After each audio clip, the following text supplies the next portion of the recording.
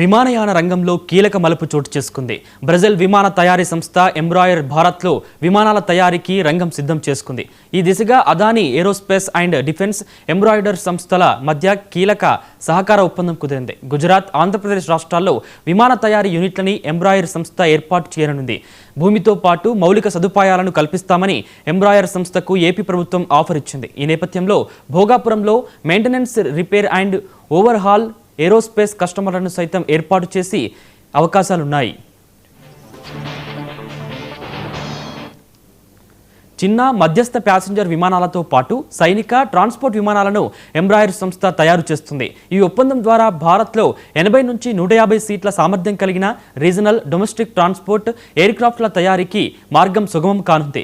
వచ్చే నెలలో బ్రెజిల్ అధ్యక్షుడు భారత్కి వచ్చిన సందర్భంగా ప్రధాని మోదీతో కలిసి ఈ ప్రాజెక్టుపై మరిన్ని కీలక ప్రకటనలు వెలువడే అవకాశం ఉందని కేంద్ర పౌర విమానయాన శాఖ మంత్రి కింజారపు రామ్మోహన్ నాయుడు తెలిపారు.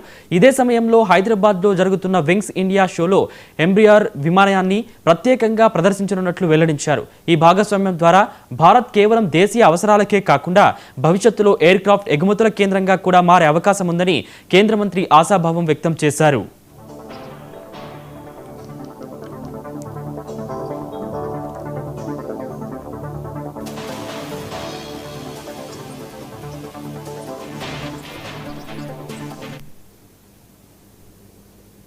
పార్టీలో